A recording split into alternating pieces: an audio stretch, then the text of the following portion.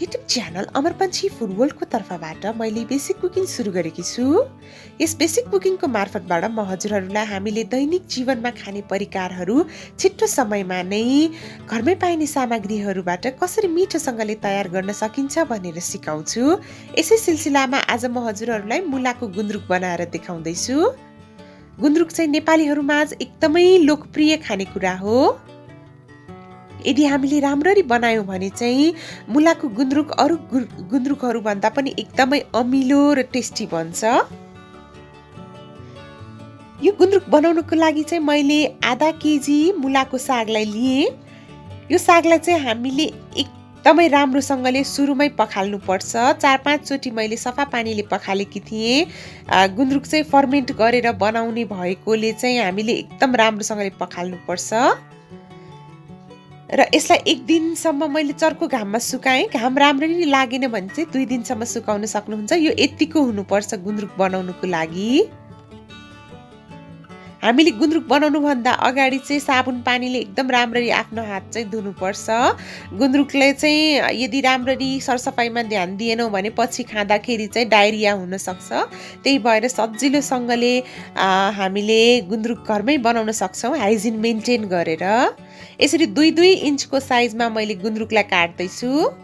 यसरी काट्यौँ भने चाहिँ हामीलाई यो थिच्न पनि सजिलो हुन्छ र गुन्द्रुक कोच्न पनि सजिलो हुन्छ।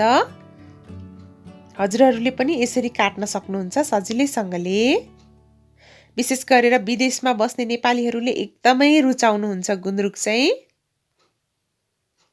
यसरी मज्जाले मैले काटेँ। हामीले हरेक पटक गुन्द्रुकको झोल वा गुन्द्रुकको अचार बनाउनु भन्दा अगाडि मनतातो पानीमा 10 मिनेट चाहिँ गुन्द्रुकलाई चाहिँ भिजाउन बिर्सनु हुँदैन।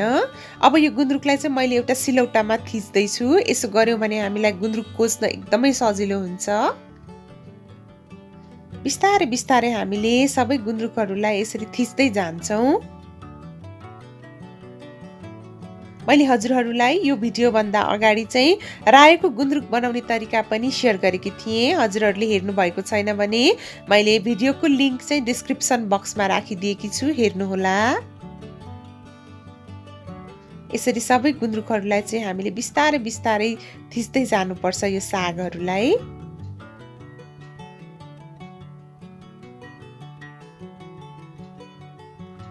हामीले अलिकति मेहनत गर्यौं भने घरमै सजिलैसँगले अमिलो गुन्द्रुक तयार गर्न सक्छौं। यो गुन्द्रुकलाई अझ अमिलो कसरी बनाउने भनेर म हजुरहरूलाई एउटा टेक्निक पनि बताउँदै छु। त्यो चाहिँ त्यही भएर चाहिँ अन्तिमसम्ममा भिडियो हेरिदिनु होला।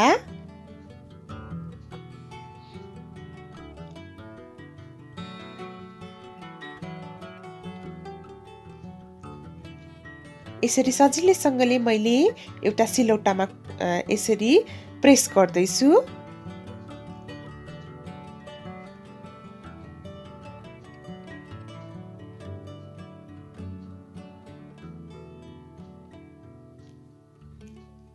हजुरहरूले चाहिँ यो गुन्द्रुक चाहिँ खाना, रोटी, नान जेसँग खाँदा पनि हुन्छ।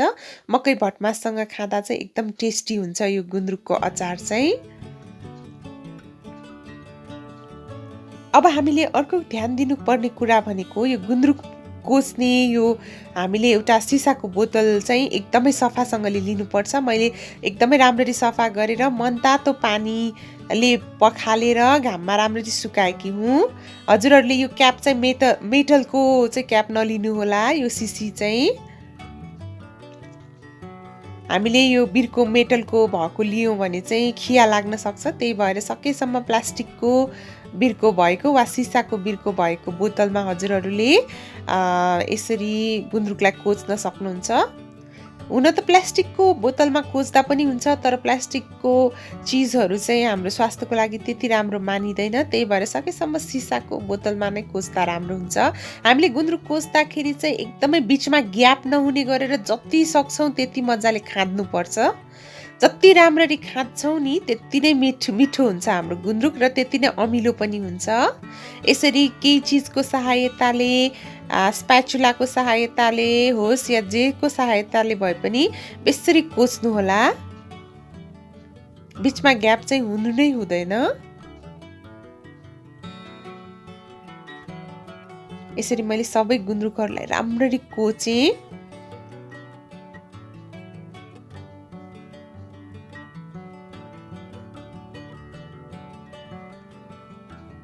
बीचमा ग्याप चाहिँ कति पनि राख्नु हुँदैन हामीले।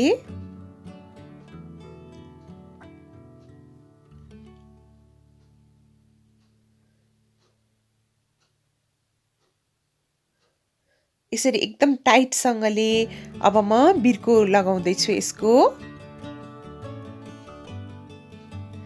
यो चाहिँ लगभग 7 देखि 10 दिनसम्म म घाममा सुकाउँछु।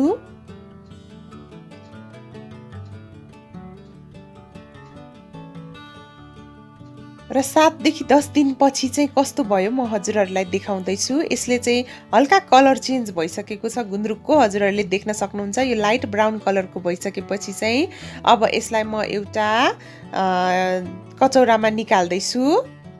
यो चाहिँ मैले किन निकाल्न लागेकी हुँ भन्दाखेरि यो गुन्द्रुकलाई अझ अमिलो बनाउनुको लागि मैले तातो पानी खन्याउँदैछु। यो सिसाको बोतलमा डाइरेक्ट यो तातो पानी खन्यायौँ भने चाहिँ हाम्रो बोतल चाहिँ फुट्न सक्छ। त्यही भएर मैले एउटा कचौरामा यो सबै गुन्द्रुकहरूलाई निकालेँ। हजुरहरूले चाहिँ फोर्कको सहायताले पनि निकाल्न सक्नुहुन्छ, यसरी काँटाको सहायताले। यदि हजुरहरूलाई चाहिँ पिनास, आस्थमा, माइग्रेनको रोग छ भने चाहिँ यसरी तातो पानी हालेर अमिलो गुन्द्रुक चाहिँ नखानु भए पनि हुन्छ। डाइरेक्ट सुकाउन सक्नुहुन्छ यतिको भइसकेपछि चाहिँ, र डाइरेक्ट खान सक्नुहुन्छ। र एकदमै अमिलो गुन्द्रुक मनपर्छ भने चाहिँ तातो पानी हाल्न सक्नुहुन्छ।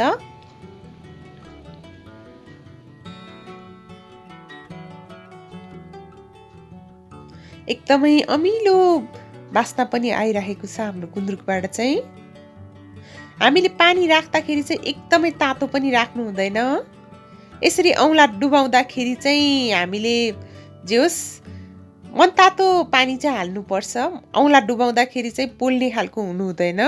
लगभग आधा केजी गुन्द्रुकमा चाहिँ मैले आधा कप जति मनतातो पानी हालेकी हुँ।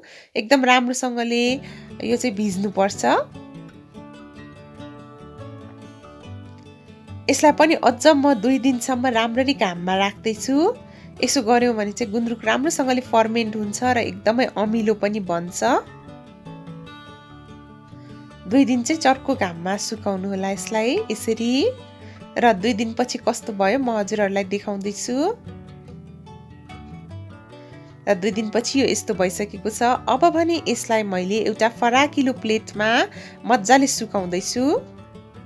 यसलाई चाहिँ सकेसम्म यसरी फैलाएर नै सुकाउनु होला। गुन्द्रुकलाई फैलाएर सुकाएनौँ भने चाहिँ बाहिर चाहिँ एकदम क्रन्ची बन्छ र भित्र चाहिँ राम्ररी सुक्दैन। त्यसो भयो भने चाहिँ भित्र एकदमै कीटाणुहरू बस्न सक्छ। यो चाहिँ फर्मेन्ट गरेको खानेकुरा भएको हुनाले छिट्टै कीटाणुहरू बस्न सक्छ। त्यही भएर यसलाई चर्को घाममा 2 दिन जति सुकाउनै पर्छ हामीले। यदि घाम चर्को छैन भने 3-4 दिन पनि सुकाउन सक्नुहुन्छ। र मैले अर्को प्लेटमा पनि यसरी फैलाएँ। हरेक पटक गुन्द्रुक बनाउनु भन्दा अगाडि चाहिँ तातो पानीमा वा मनतातो पानीमा 10 मिनेट भिजाउन चाहिँ नबिर्सिनु होला। 2 दिन चर्को घाममा सुकाइसकेपछि कस्तो भयो म हजुरहरूलाई देखाउन जाँदैछु। यो 2 प्लेट गुन्द्रुक चाहिँ लगभग 1 प्लेटमा यसरी घटिसकेको छ। हाम्रो गुन्द्रुक चाहिँ ठ्याक्क 1/3 क्वान्टिटीमा घट्छ। र सबैभन्दा हामीले ध्यान पुर्याउनु पर्ने कुरा चाहिँ यो बाहिरको यो डाँठहरू चाहिँ राम्रोसँगले सुक्नुपर्छ, नत्र गुन्द्रुक छिट्टै बिग्रिन्छ। यसलाई चाहिँ हामीले कसरी लामो समयसम्म स्टोर गर्ने भनेर पनि म हजुरहरूलाई टेक्निक सिकाउन जाँदैछु। हामीले कुनै पनि एउटा एयर टाइट जार लिन सक्छौँ। यस्तो एयर टाइट जारमा राख्यौँ भने चाहिँ यो 5 वर्षसम्म पनि बिग्रदैन। तर जार एकदमै सुक्खावाला लिनुहोला। आजको भिडियो हजुरहरूलाई कस्तो लाग्यो? भिडियो मन पर्यो भने भिडियोलाई लाइक, कमेन्ट र सेयर गर्न नबिर्सिनुहोला। साथै मेरो च्यानल अमर पन्छी फुड वर्ल्डलाई सब्स्क्राइब गरिदिनुहोला। Thank you so much for watching. Happy cooking to all of you.